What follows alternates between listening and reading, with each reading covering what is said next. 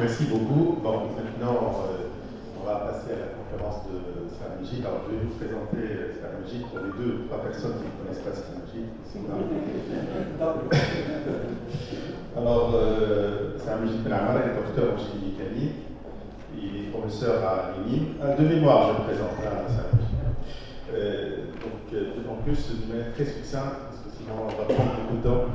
Donc, il est docteur en génie mécanique, professeur à l'INIM. Il a été à la direction de notre école pendant quelques années, je pense 2011-2016. Il a été également le président de l'association tunisienne de mécanique. Donc j'ai pris sa place pour la direction de l'école et pour l'ADN, mais ça s'arrête là. Je n'ai pas fait je n'ai pas suivi après. Bon, après, il a été à la direction générale de la recherche scientifique pendant quelques années et la direction générale de l'enseignement supérieur. Et maintenant, il est le président de la Fédération des conseils arabes de la recherche scientifique, qui est une fédération qui fait partie de la Ligue des États arabes. Voilà, d'une manière très succincte, j'ai présenté Serge, bienvenue Serge parmi nous, et c'est à toi. Merci infiniment, cher ami. C'est tard, président du Congrès. Bonjour, chers collègues et amis. Je suis vraiment très ravi et honoré d'être parmi vous aujourd'hui dans ma communauté, dans la communauté dans laquelle j'ai évolué. Certains ici dans la salle ont participé à mon évaluation, à mon encadrement. D'autres, j'ai participé à l'encadrement. J'espère que j'étais et à l'évaluation, j'espère que j'étais juste en évaluation. Et donc, si je vois beaucoup de visages que j'ai vus tout au démarrage, tout au début, que je revois encore aujourd'hui, c'est un signe de pérennité de cette manifestation. Et c'est un signe de maturité pour l'association qui est derrière cette manifestation. Et au passage, j'aimerais bien saluer aussi ceux qui sont pas là, ceux qui ne sont pas avec nous aujourd'hui, qui ont beaucoup contribué au démarrage de cette association et à cette manifestation. Professeur Amir Douli, professeur Hussein, professeur Mohamed, professeur Amizdal, professeur Chef Ibrahim et beaucoup d'autres. J'espère que je n'ai pas oublié certains, mais j'aimerais bien aussi saluer et remercier le professeur Hech qui est fidèle de ce congrès. De mémoire, il n'a raté aucune session. Et à chaque fois qu'on l'invite, il est là. Et donc, aussi de passage, je n'ai pas oublié votre gendarme, il a parlé. Je le remercie aussi pour tout ce qu'il a fait pour l'association et tout ce qu'il a fait à l'ENIM et à l'ENISO et tout ce qu'il a fait particulièrement pour moi. Il m'a ouvert beaucoup d'opportunités en encadrant avec lui pour évoluer dans ma carrière. Il est parti, mais j'aimerais bien dire aussi que cette communauté a aussi exprimé beaucoup de vertus. Elle a pu intégrer des maths donc qui aujourd'hui se disent c'est ma communauté. Et donc c'est une communauté qui est ouverte, sur d'autres disciplines. Et nous, on ne voit pas beaucoup de cliniciens qui intègrent d'autres disciplines, mais on voit d'autres qui intègrent cette communauté. Avant de commencer l'exposé, j'aimerais bien souligner l'amitié qui nous relie et qui me relie personnellement avec beaucoup d'autres hommes. Et je pense que c'est l'essentiel. Et c'est ce qui reste après tout le travail qu'on fait, toutes les publications qu'on fait, toutes les discussions peut-être des fois orthogonales, des avis qui ne sont pas forcément collinéaires, etc. Tout ce qui reste, C'est cette amitié, c'est un ami qui vous dit bonjour à distance, qui a un message Facebook, qui vous fait un like, qui vous envoie un message. À mon avis, c'est quelque chose de très touchant, très important. Je vois un autre fidèle qui arrive, le professeur Ahmed Cheikh Al-Arbi, parmi cette communauté, qui a aussi été tout le temps présent dans cette communauté. Le professeur Ahmed Cheikh Al-Arbi, il est directeur général de la rénovation universitaire. Nous avons vu aussi que cette communauté a quand même produit beaucoup de responsables, beaucoup de directeurs d'école, beaucoup de directeurs de stage, de directeurs des études, beaucoup de directeurs généraux. Donc, c'est quand même une communauté qui est ouverte non seulement sur la science, mais aussi sur la responsabilité sociétale qui est aujourd'hui appelée beaucoup plus qu'avant. Alors, je vais profiter de cet exposé pour parler de trois aspects. Dans ma première, d'abord, je vais finir à ce que, j'ai prévu de parler en arabe, mais le professeur Tarp m'a dit qu'il y a parmi nous dans la salle des Français. Donc, je vais préparer mes slides en arabe, mais donc je switch en français, je vais les faire en français. Comme ça, la langue arabe est quand même présente, au moins par écrit, et c'est quand même maintenant pour moi une obligation. Alors, je vais parler trois volets dans mon exposé. Le premier volet, je vais parler de cette organisation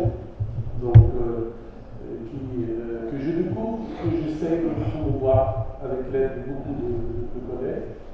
Je vais par la suite parler de la recherche scientifique dans le monde arabe, c'est-à-dire la capacité du monde arabe aujourd'hui, qu'est-ce qui pèse en termes de recherche. Et par la suite, je vais évoquer un certain nombre de programmes de coopération dans le monde arabe. Je commence par dire déjà qu'ils ne sont pas nombreux, malheureusement. La plupart des projets sont internationaux, la plupart des possibilités de coopérer aujourd'hui sont ouvertes avec le monde, à savoir les États-Unis, l'Europe, avec son gros programme gigantesque Horizon d'Europe, qui est le budget le plus important en termes de recherche scientifique dans le monde entier. C'est quand même quelque chose comme 100 milliards d'euros. Après, qui a succédé au programme H20 qui était de l'ordre de 80 milliards d'euros. Alors, dans le monde arabe, il n'y en a pas encore ce genre d'initiative. Et je vais vous parler de quelques initiatives que nous essayons de faire dans le cadre de nos activités pour la fédération. Alors d'abord, la fédération du Conseil arabe de la recherche scientifique, c'est une fédération qui regroupe tous les décideurs de la recherche dans le monde arabe, c'est-à-dire chaque ministère, c'est soit le ministre lui-même de l'enseignement supérieur de la recherche scientifique, soit le directeur général de la recherche scientifique qui siège ou qui représente ce pays dans cette fédération. C'est une fédération qui a démarré il y a très longtemps, mais on entend beaucoup. Moi-même, je commence à entendre parler quelques années avant ma candidature. Donc c'est une fédération qui a démarré en 1976 en Irak, Bagdad, et qui a été obligée par la suite, pour des raisons politiques et diplomatiques, de quitter l'Irak pour aller s'installer à Khartoum au Soudan, jusqu'aujourd'hui. Et donc l'objectif essentiel, c'est de coordonner les efforts dans le monde arabe pour promouvoir la recherche scientifique de façon générale et d'étudier les pistes de collaboration et les pistes de coopération entre les pays arabes, sachant que les pays n'ont pas forcément le même système. Certains pays ont un système dont la recherche est complètement autonome, c'est-à-dire indépendante du ministère de l'enseignement supérieur et de la recherche scientifique. J'évoque par exemple les Liban, j'évoque par exemple la Jordanie, j'évoque par exemple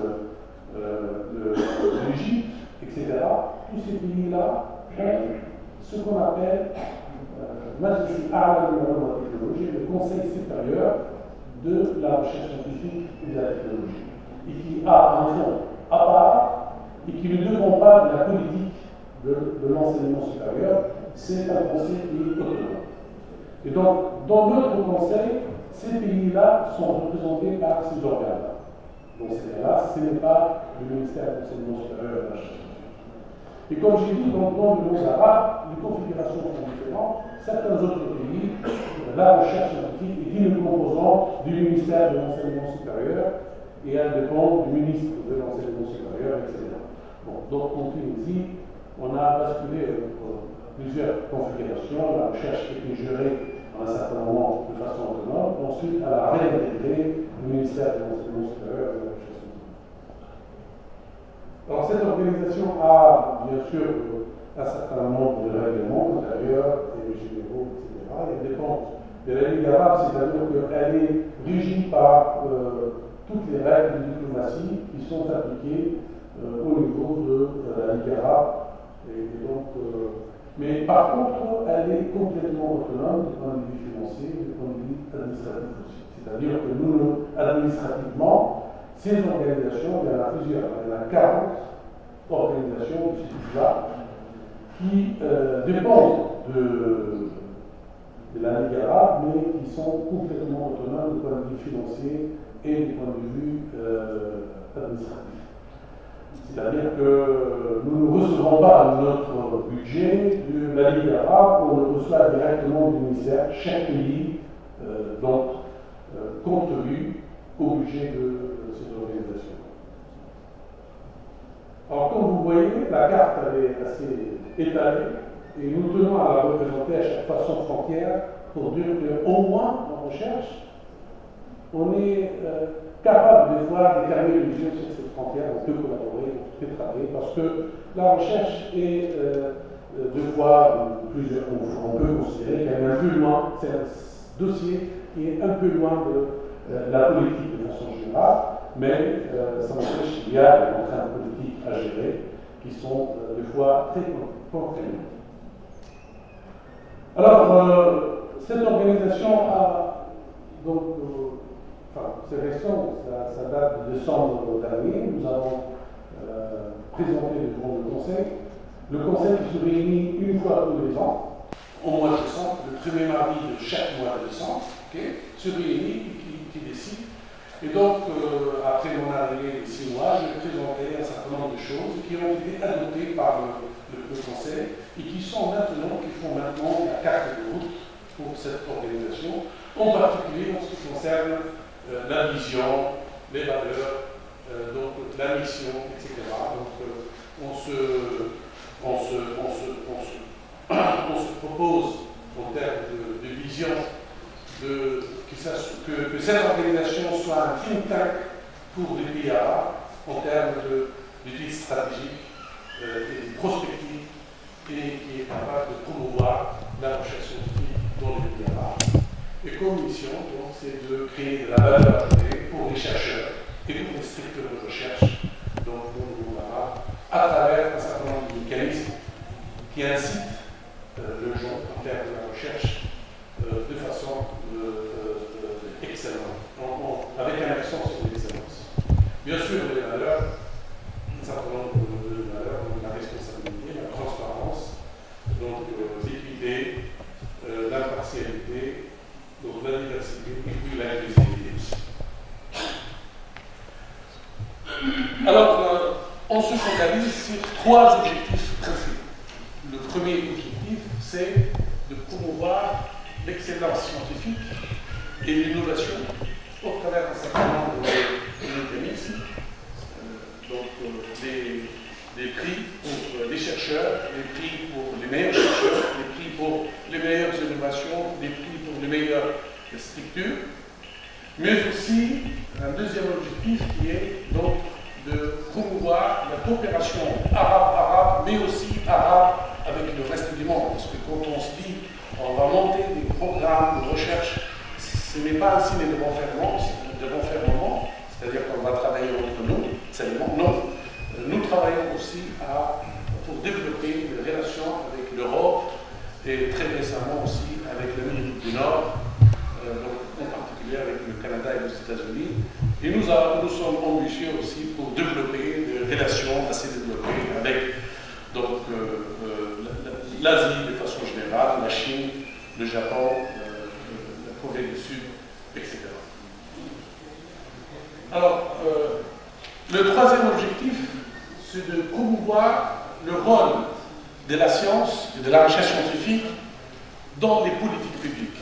Souvent, beaucoup de politiciens peuvent prendre des décisions sans prendre en compte l'avis de la recherche, qu'est-ce qu'elle dit la science en la matière, et très rapidement on peut se rendre compte que certaines décisions ont des répercussions très graves sur la société.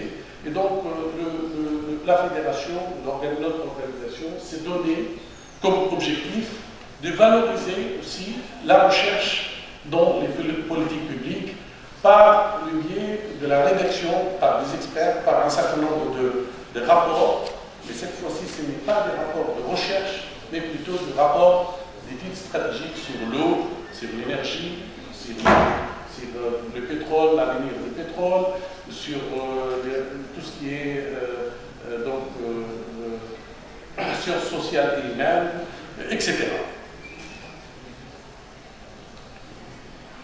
Alors, par ces deux photos, je vous présente mon conseil, le conseil de la fédération, qui se réunit le décembre dernier et qui est constitué par, comme j'ai dit, le représentant des pays. Certains sont des ministres et certains sont nommés par le ministre pour les représenter. Et donc, ce conseil a adopté 6, si vous voulez, axes importants. Le premier concerne la coopération arabe et les projets innovateurs, et puis la reconnaissance de l'excellence scientifique par l'intermédiaire de prix pour les meilleurs scientifiques, les meilleurs travaux d'innovation, les meilleures associations, plutôt institutions. Et puis, il y a un axe spécifique pour Green Innovation, donc tout ce qui est innovation en relation avec le changement climatique et les conséquences du changement climatique, en particulier sur l'eau, l'agriculture, etc. Aussi, donc, il y a un axe think tank, pour essayer de mettre en place un conseil arabe qui aide les politiques publiques pour donner des avis sur un certain nombre de phénomènes, et puis aussi la collaboration et donc le networking entre les pays arabes et puis avec aussi le reste du monde. Et donc ça représente les 6 axes de recherche, enfin les 6 axes plutôt de travail. Et nous avons traduit ces axes-là ensemble, le Conseil a traduit ces axes-là en projets. Et là, on a des projets sur lesquels nous travaillons, c'est-à-dire que maintenant le Conseil,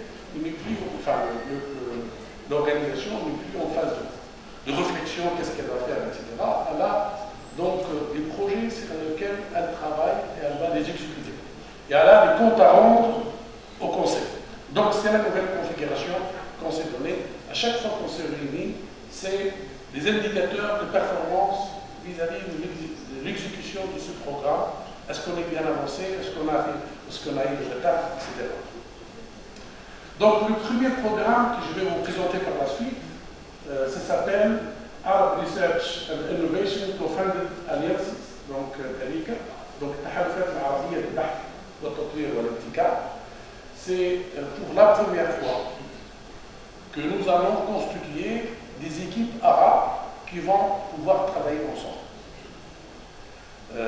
Donc, au sens large du terme, des équipes qui viennent donc, du Golfe, du Maghreb, ou alors du Somalie, ou alors donc de plusieurs pays.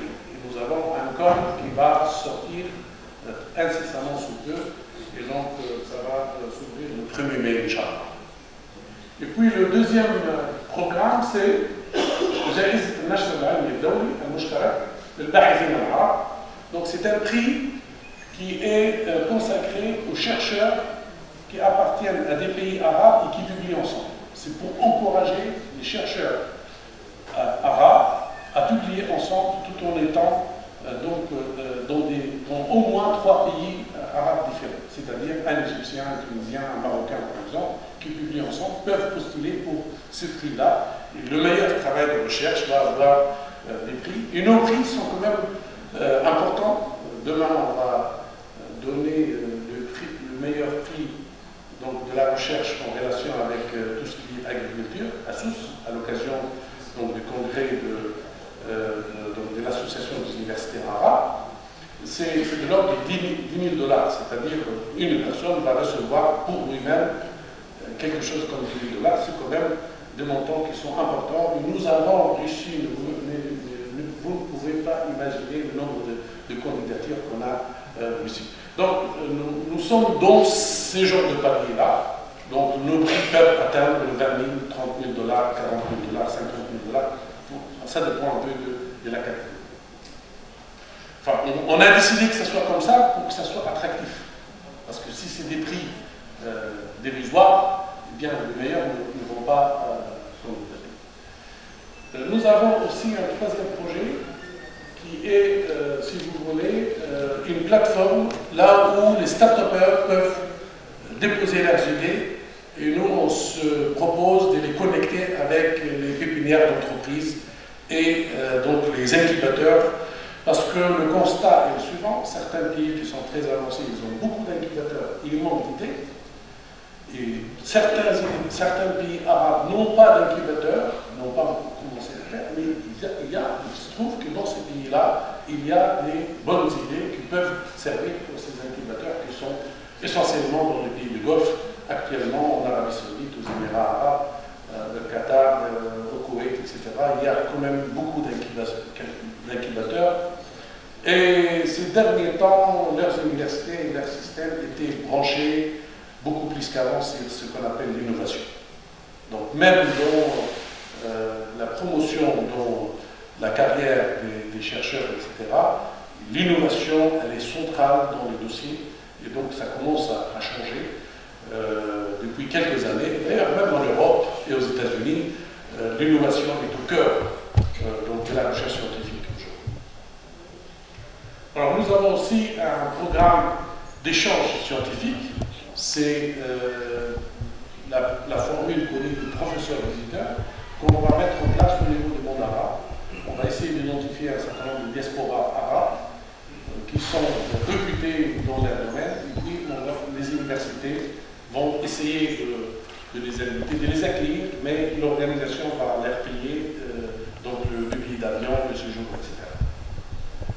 Nous avons aussi un cinquième programme qui est, qu'on l'a appelé Beit Hakmana, les stratégies al-Istishrafiyya.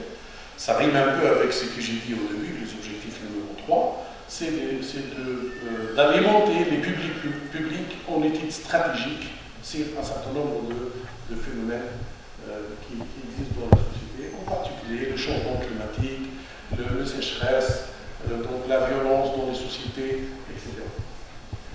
Et puis, donc, جائزة التميز في النشر العلمي والابتكار للباحثين والمبتكرين العرب. Ça, c'est un prix pour les chercheurs aussi. Et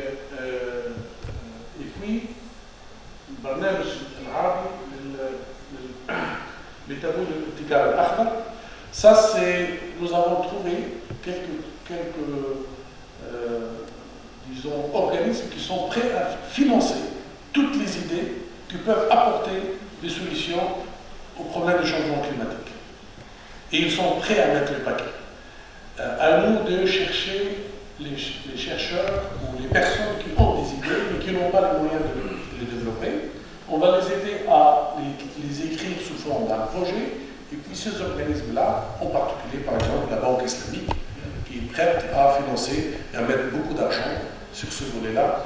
Et même les Nations Unies sont donc très soucieux de ce volet. Moi, j'ai assisté à la COP 27 et j'ai touché de très près qu'ils sont prêts à mettre de l'argent à toute personne qui va apporter des solutions innovantes pour pour résoudre le problème du changement climatique, en particulier le problème d'eau. Tahrir lumière en particulier, c'est un obstacle, c'est un verrou, il y a un certain nombre de verrous technologiques. Eh bien, les chercheurs qui sont capables de lever ces verrous-là, ils peuvent donc postuler et ils peuvent avoir des financements très importants. Je vais parler maintenant de la recherche dans le monde arabe.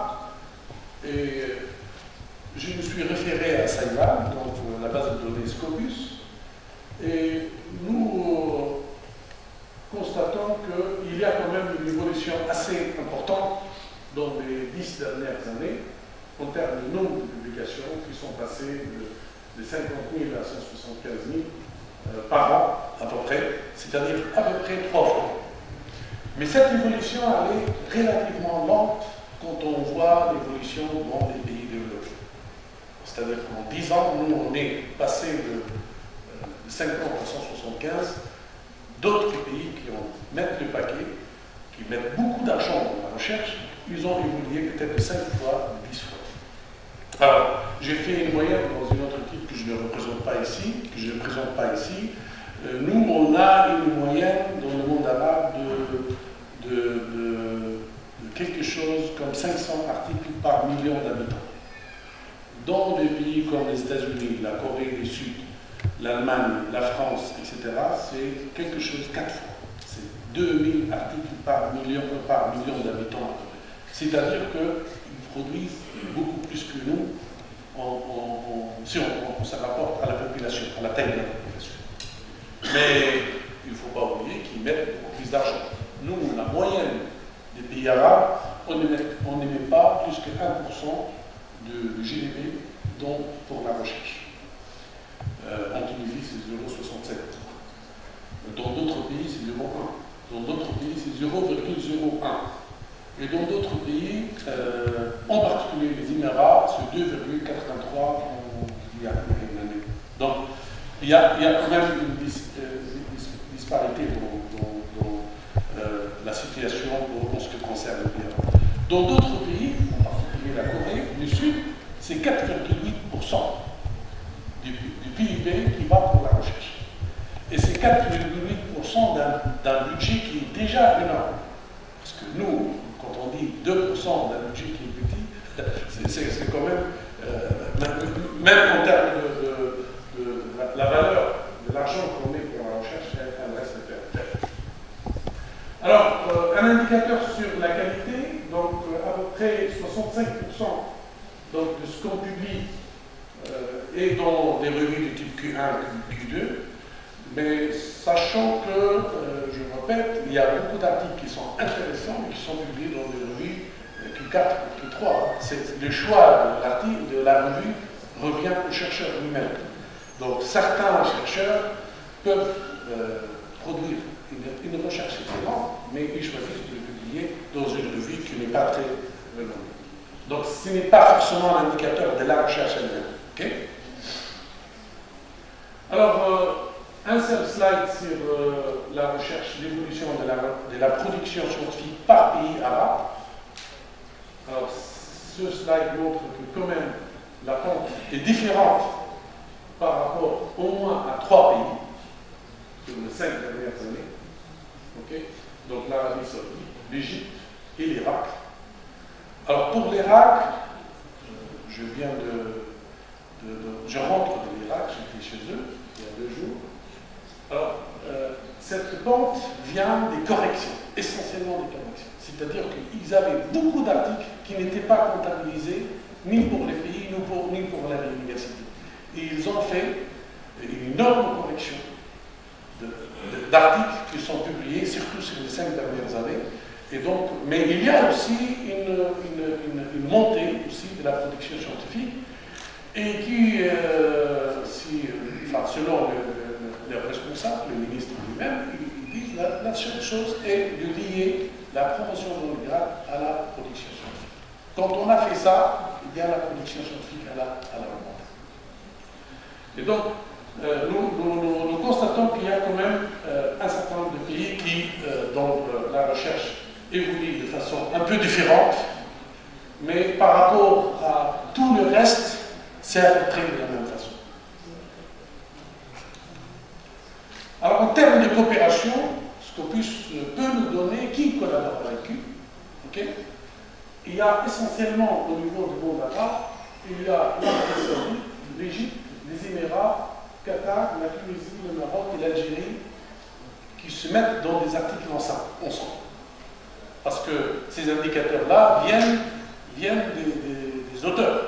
Est-ce qu'il y a des auteurs qui viennent de pays différents ou pas? Alors, pour les pays avec qui les pays arabes collaborent, qui ne sont pas des pays arabes, il y a les États-Unis, la France, et puis donc la Grande-Bretagne, et puis la Chine.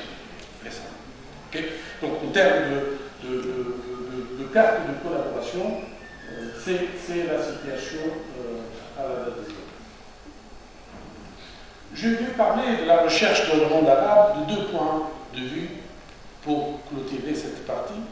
Alors, 2 points de vue changement climatique, et je me réfère ici à un rapport très important paru au début des années 2023 qui dit que sur les 10 prochaines années, les priorités elles sont toutes vertes. Les priorités, en fait, les risques et les priorités, c'est là où on met le plus d'argent, sont liés au changement climatique.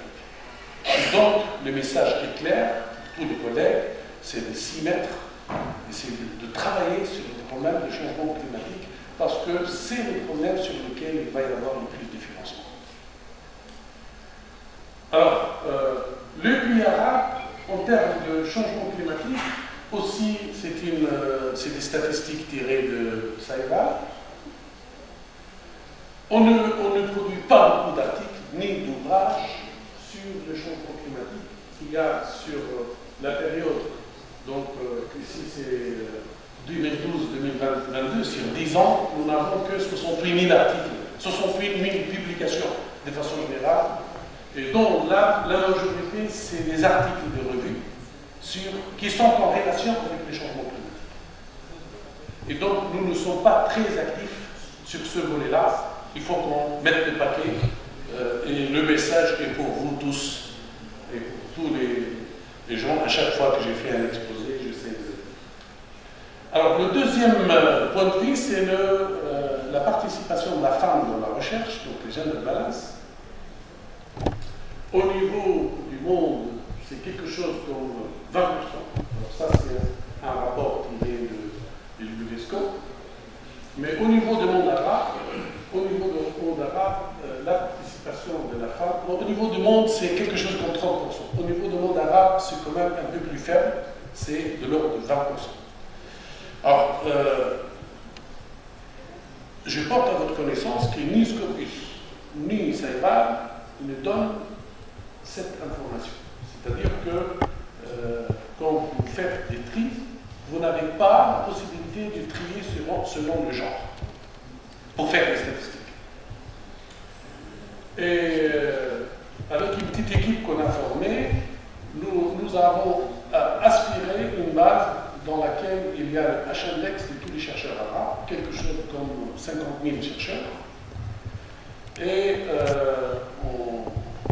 on s'est fait aider par l'intelligence artificielle, donc ChatGPT. On lui donne le nom, à chaque fois il nous dit est-ce que c'est un masculin ou c'est un féminin. Et on ne lui donne pas la main de façon manuelle, c'est une API, donc c'est un programme qui tourne très vite.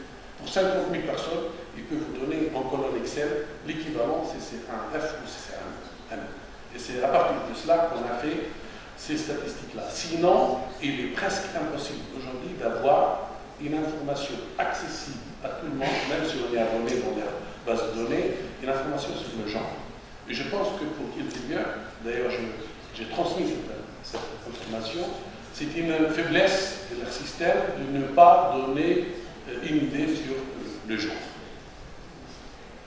Donc, le message, c'est de promouvoir le rôle de la participation de la femme dans la recherche scientifique, aussi dans le monde arabe. Certains pays sont assez avancés. En Égypte, en Tunisie, au Maroc, il n'y a pas de problème.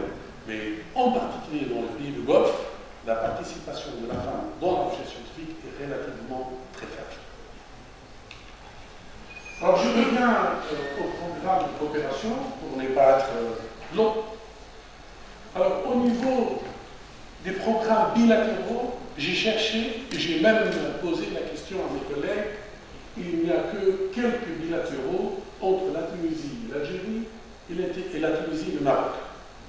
Il y avait avant un bilat entre la Tunisie et l'Égypte, et qui s'est arrêté depuis au moins 20 ans. Mais donc, il n'y a pas beaucoup de travail entre les pays arabes. La situation est telle que chaque pays arabe a un partenaire, soit aux États-Unis, soit en Europe, soit en Asie, avec qui il développe de la recherche. Mais un travail bilatéral au niveau du monde arabe, il n'est pas assez développé. Et je trouve que donc c'est quand même un point à débattre et à creuser, et pour lequel il faut trouver des solutions, parce qu'un certain nombre de problèmes, quand même, ils méritent qu'on se mette les mains dans les mains pour les résoudre, en particulier en sciences humaines et sociales. Le problème de la violence, le problème de l'extrémisme, etc., c'est un problème qui ne peut pas être mis sous la loupe dans un pays sans regarder ce qui se passe dans un autre pays. Parce que c'est un phénomène qui touche tout le monde arabe. Aussi le problème de sécheresse, le manque d'eau, etc. Donc c'est des problèmes sur lesquels nous pouvons travailler. Et dans la plupart du temps, les pays arabes rentrent en collaboration dans des projets européens aussi. Donc par exemple, Climat, c'est une initiative qui a été lancée donc, par 10 pays au début. J'ai eu l'honneur d'être parmi les fondateurs de cette fondation, de ce projet-là. Et donc, actuellement, il y a la Tunisie, l'Algérie, le Maroc, le Liban, la Jordanie, l'Égypte, et c'est tout en termes de pays arabes. Nous travaillons, les Tunisiens travaillent avec ces pays-là, mais au travers d'un projet européen, et non pas au travers d'un projet qui est financé par les pays arabes. J'arrive donc à la coopération multilatérale, et j'arrive au niveau d'autres initiatives qui s'appellent البرنامج العربي التحالفات العربية للبحث والتطوير والابتكار. Donc ça a été voté dans votre conseil et les pays se sont engagés. Donc les 22 pays à l'unanimité sont engagés et financés des projets de recherche donc multilatéraux. Et donc nous on a fait la plateforme, donc une plateforme très ambitieuse dans laquelle les chercheurs peuvent soumettre des projets, et puis il y a un comité scientifique, donc un scientific board, et puis par la suite, les pays vont décider ensemble avec quand même une limitation. Nous, notre objectif au départ, c'est de mettre une cagnotte compétitive, un peu comme Horizon Europe, même si le montant n'est pas comparable, mais l'idée c'était ça. Il s'est avéré presque impossible. Et donc, on s'est rabattu sur l'idée de dire chaque pays finance ses chercheurs. Ok, on travaille ensemble. S'il y a un projet dans lequel il y a des Tunisiens, des Marocains et des Égyptiens, l'Égypte finance les Égyptiens, le Maroc finance les Marocains et la Tunisie finance les Tunisiens. Cette formule-là, elle a été adoptée, au moins. C'est quand même, à mon avis, un pas. Mieux que rien. Pour préparer, parce qu'il faut qu'on se connaisse pour pouvoir travailler ensemble aussi. Et donc, cette initiative-là va pouvoir ouvrir des horizons à d'autres. Alors, je vais parler de l'objectif. Alors ça, c'est la première plaquette, donc en arabe, mais on a une plaquette en arabe et en anglais. J'en ai apporté avec moi quelques exemplaires, je vais les distribuer, je vais les donner à Sénel. Mais tout est disponible sur le site web que je vais essayer donc de vous montrer. Alors, la règle de l'éligibilité est la suivante. Donc, signature de la convention du financement par le pays, c'est-à-dire que les Tunisiens ne peuvent pas participer si la Tunisie n'est pas engagée dans ce programme. Donc, nous, on a envoyé le Partnership Agreement à tous les pays, et certains pays ont déjà avancé, je vous rassure, la Tunisie est dedans, l'Égypte est dedans, le Maroc est dedans, donc la Jordanie est dedans, l'Arabie Saoudite, une promesse, Qatar, et beaucoup d'autres sont en train de alors, tous les proposals doivent être déposés en ligne, il n'y a pas de papier, donc tout est là. L'évaluation est en ligne, la réponse est en ligne, le suivi aussi du projet, où est-ce qu'il est aujourd'hui, est-ce qu'il est sous évaluation, ou alors accepté, ou alors rejeté, etc., est en ligne, tout est en ligne, sur une plateforme que nous avons mis en place, l'adresse web est là, et elle est disponible en anglais et en français. Et puis, les soumissions peuvent être faites en français ou en anglais ou en arabe, mais un résumé dans de langue obligatoire. Et puis, donc, le coordinateur doit être arabe et appartenant à instructeur arabe aussi, mais ça n'empêche que un certain nombre de chercheurs arabes dans les pays étrangers, c'est-à-dire la diaspora, peuvent contribuer, mais ne peuvent pas être coordinateurs. Donc, et minimum 3 pays. Il faut que la proposition engage au moins 3 pays, parce que sinon ça devient du bilatéral, non pas de multilatéral. Et puis, donc, une priorité est donnée au projet de courte durée avec des objectifs clairs. Et aussi, une priorité est donnée pour des projets qui impliquent des partenaires socio-économiques qui donc s'intéressent. Merci infiniment pour votre attention.